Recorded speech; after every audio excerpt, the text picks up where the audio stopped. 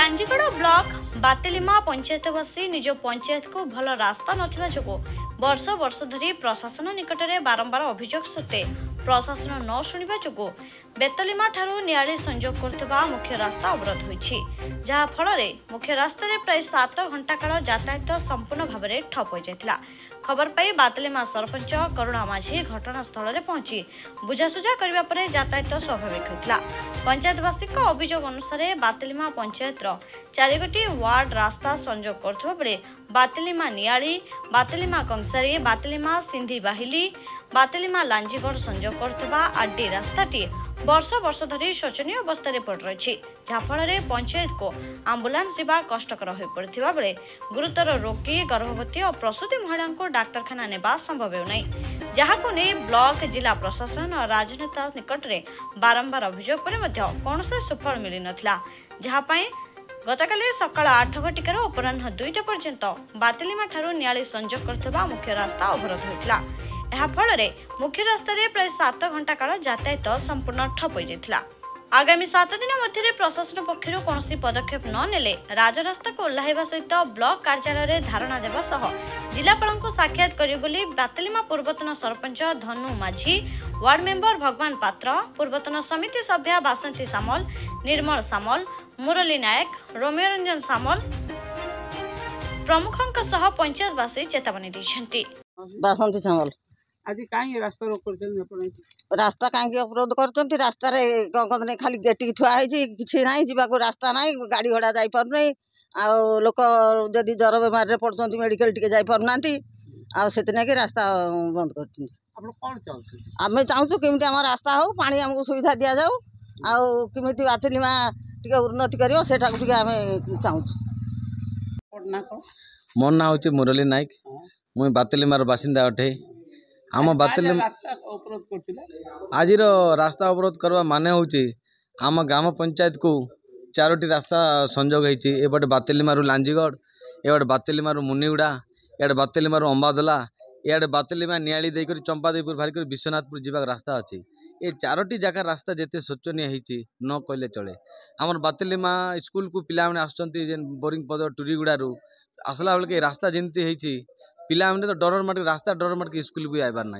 आम बाणीपंगा गोटे हॉस्टेल अच्छी 400 पिला रोचे सुविधा असुविधा है ये रास्ता देकर लांजीगढ़ मेडिकल जीवे से मेडिकल गला बेले से रास्ता गोटे टेम्पू वाला जदि आस आम पिला मेडिकल नेब बोले रास्ता देखकर मुझे आसे बोलूँ से रास्ता बहुत शोचनीय एड़े एड़े खाल हो जाए बुझे कि ना से ऑटो के हो कि क्या गोटे डाकले हिंदी तो गाड़ी घोड़ा सुविधा ना किंतु क्या गोटे डाकले भी आवा के रास्ता देखकर निराश हो मोटरसाइकिल गला बेले भी बहुत असुविधा हो से बोले आरु करेन्ट कथा तो न कहले चले जदि टिके पवन आइला बोले एकदम 4 दिन 5 दिन 6 दिन भी करेन्ट कटा हो पानी पूरा असुविधा तेणु आमे आज रास्ता अवरोध करूँ।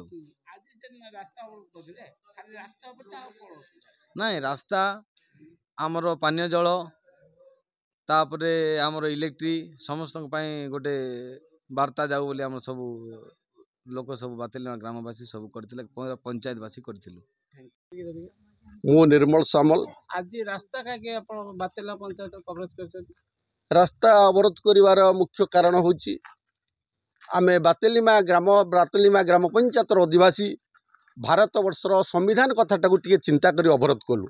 संविधान अच्छी जदि सरकार तम सुविधा कौन प्रकार दृष्टिगोचर न करे ताले सरकार को आंदोलन माध्यम दृष्टिगोचर करने को पड़ो।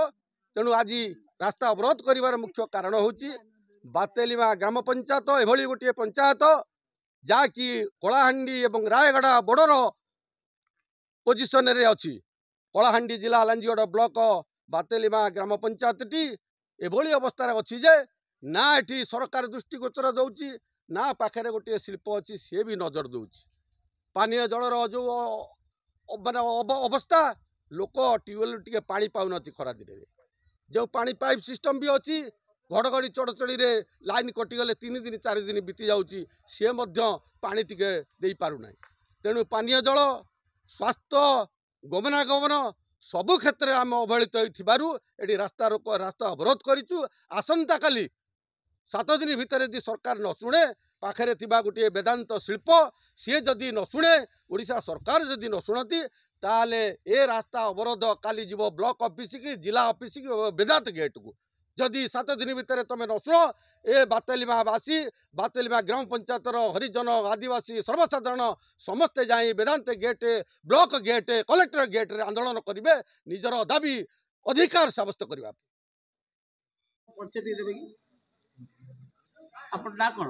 हाँ मोर ना करुणा माझी मु हूँ बातेलिमार ग्राम पंचायत रो सरपंच।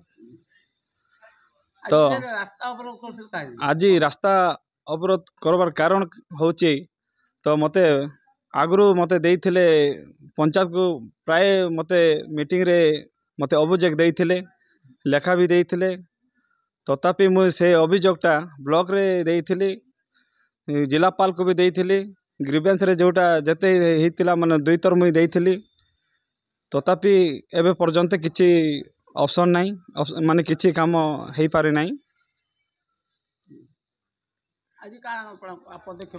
तो आज पदक्षेप मु आसिक आज्ञा माने बहुत गाड़ी मन आसा जा करवाटा प्रोब्लेम होतिला से बुझाबुझी करिछि। तो यही न्यूज़टा देखिकी जदि सरकार किछि मानु नाहंती बोले आमे आगामी दिन रे ब्लॉक घेरू करबू आरे पंचायत माने जिलापाल ऑफिस घेरू करबू। तो आमर पंचायतवासी सेटा चाहुचंदी। कलाहांडी प्रभुरंजन सामल का रिपोर्ट ज्योतिप्रभा न्यूज।